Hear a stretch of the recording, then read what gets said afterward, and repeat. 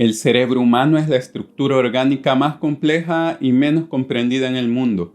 Me resulta curioso que tendamos a hacer afirmaciones como que la informática funciona igual que el cerebro y a hacer analogías de este estilo, con lo mucho que desconocemos.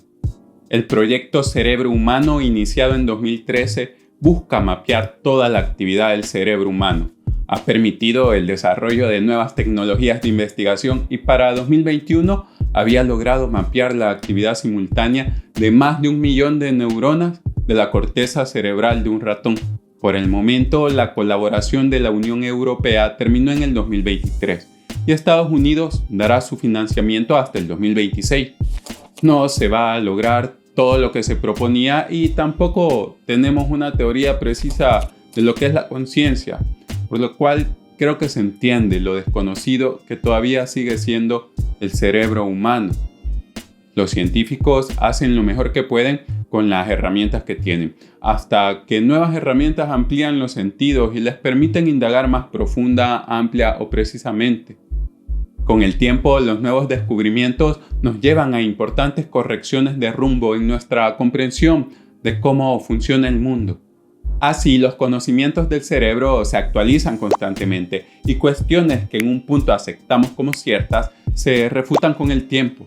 Sin embargo, persisten viejas creencias a pesar de que tengamos suficiente evidencia para abandonarlas. Cada uno de nosotros tiene un cerebro, por lo que es fundamental comprender cómo funciona esa masa de más o menos 3 libras entre nuestras orejas, derrumbando ciertos mitos al respecto.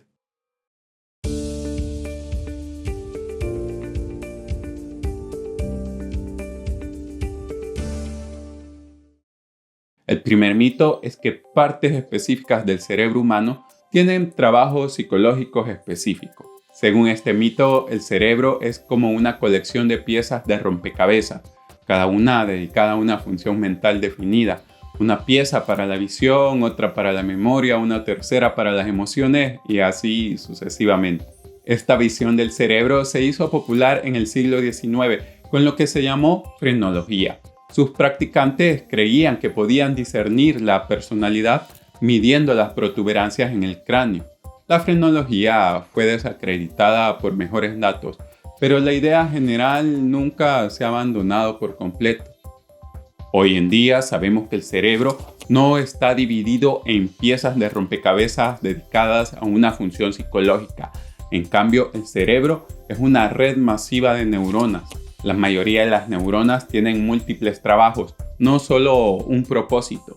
Por ejemplo, las neuronas en una región del cerebro llamada corteza cingulada anterior están regularmente involucradas en la memoria, la emoción, la toma de decisiones, el dolor, los juicios morales, la imaginación, la atención y la empatía. No estoy diciendo que todas las neuronas pueden hacer todo, pero la mayoría de las neuronas hacen más de una cosa. Por ejemplo, una región del cerebro que está íntimamente ligada a la capacidad de ver, llamada corteza visual primaria, también transporta información sobre la audición, el tacto y el movimiento.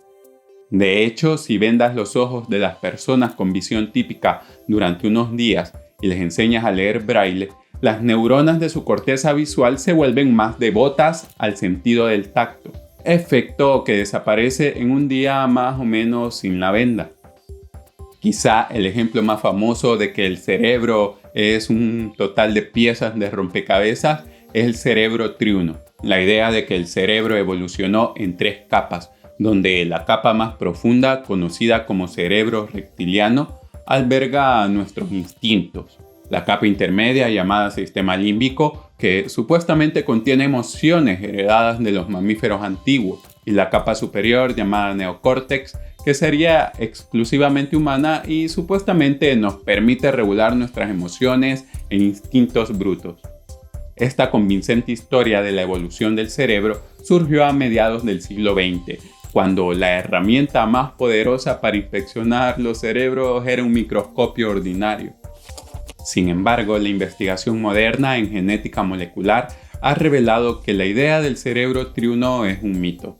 Los cerebros no evolucionan en capas, y todos los cerebros de mamíferos y muy probablemente también de todos los vertebrados se construyen a partir de un único plan de fabricación utilizando los mismos tipos de neuronas. Entonces, ¿por qué persiste el mito de un cerebro compartimentado? Una de las razones es que los estudios de escaneo cerebral son costosos. Entonces, los estudios típicos incluyen solo el escaneo suficiente para mostrar la actividad que se busca, la actividad cerebral más fuerte y robusta. Estos estudios de poca potencia producen imágenes que parecen mostrar pequeñas islas de actividad en un cerebro de aspecto tranquilo, pero ignoran otras actividades menos robustas que aún pueden ser psicológica o biológicamente significativas. Por el contrario, cuando los estudios se realizan con suficiente potencia, muestran actividad en la mayor parte del cerebro. Casi todo lo que crea tu cerebro, desde imágenes y sonidos hasta recuerdos y emociones, involucra a todo tu cerebro. Cada neurona se comunica con miles de otras al mismo tiempo. En un sistema tan complejo, muy poco de lo que haces o experimentas se puede atribuir a una simple suma de partes.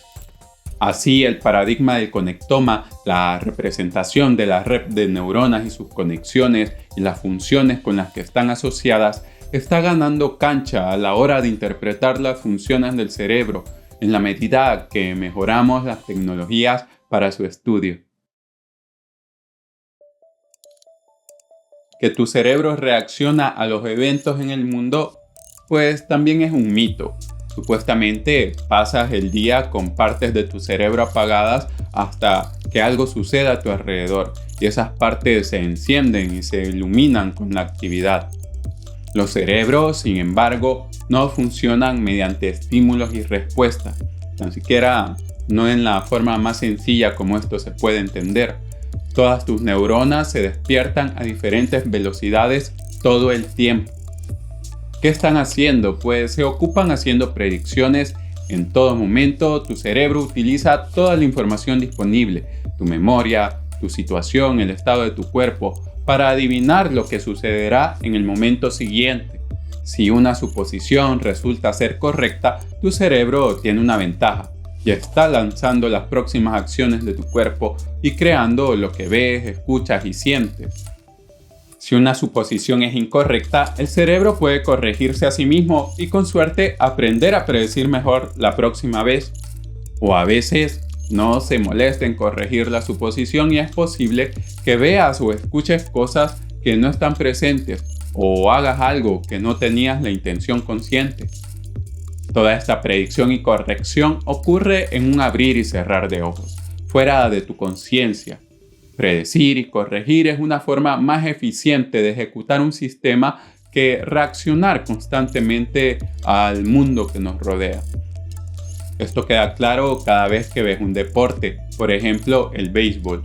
Cuando el lanzador lanza la pelota a más de 140 km por hora hacia el plato, el bateador no tiene tiempo suficiente para esperar a que la pelota se acerque, verla conscientemente y luego preparar y ejecutar el swing. En cambio, el cerebro del bateador predice la ubicación futura de la pelota basándose en su experiencia y abanica en función de esa predicción para poder tener la esperanza de golpear la pelota. Si tuviéramos un cerebro reactivo en vez de predictivo, los deportes tal como los conocemos serían imposibles de practicar. Este es el ejemplo más claro, pero ¿qué significa todo esto para ti? Pues que no eres un simple organismo de estímulo y respuesta. Las experiencias que tienes hoy influyen en las acciones que tu cerebro desencadena automáticamente mañana. De aquí en parte que cuestiones como el juicio, el pensamiento convergente, entre otros, mejoren con la edad. Que haya una clara línea divisoria entre las enfermedades del cuerpo como las del corazón y las de la mente como la depresión, también es otro mito. La idea de que el cuerpo y la mente están separadas fue popularizada por René Descartes en el siglo XVII y sigue existiendo hoy en día. Sin embargo, los neurocientíficos han descubierto que las mismas redes cerebrales responsables del control de tu cuerpo también están involucradas en la creación de la mente. Un gran ejemplo es la corteza cingulada anterior, que mencioné previamente. Sus neuronas no solo participan en las funciones que he enumerado, sino que también regulan los órganos, hormonas y el sistema inmunológico para mantenernos vivos. Cada experiencia mental puede desencadenar cambios físicos, y los cambios físicos en tu cuerpo a menudo tienen consecuencias mentales. En cada momento, tu cerebro le da sentido al torbellino de actividades dentro de tu cuerpo, al igual que lo hace con los datos sensoriales del mundo exterior. Ese significado puede tomar diferentes formas en tu consciente. Si tienes opresión en el pecho que tu cerebro considera una molestia física, es probable que visites a un cardiólogo. Pero si tu cerebro le da sentido a esa misma incomodidad como angustia, es más probable que hagas cita con un psiquiatra. El dolor o el hambre pueden ponernos irritables, y prácticas de distracción o meditación regular nuestra experiencia de dolor o el sueño. Cuando se trata de enfermedades, la frontera entre lo físico y lo mental es porosa. La depresión suele catalogarse como una enfermedad mental, pero es tanto una enfermedad metabólica como una enfermedad cardiovascular, que en sí misma tiene importantes síntomas relacionados con el estado de ánimo. Se está investigando la posibilidad de clasificar la depresión según causas, por ejemplo, depresión inflamatoria, u otras alteraciones que entendemos como más propias del cuerpo. Así se está concibiendo que tanto la depresión como enfermedades cardiovasculares implican problemas en el metabolismo, por lo que es igualmente plausible que alguna variante comparta una causa subyacente. Al pensar en la relación entre la mente y el cuerpo, es tentador caer en el mito de que son cosas separadas, más que todo para estructurar el conocimiento. Sin embargo, bajo el capó, tu cerebro crea tu mente mientras regula los sistemas de tu cuerpo, y diferentes acontecimientos físicos regulan tu mente. Así, las dos son partes del uno que somos como seres humanos. Si llegaste hasta aquí, sé que te interesan los temas de salud y este canal está lleno de ellos, así que puedes revisar por ahí que de seguro encuentras algo que te interese.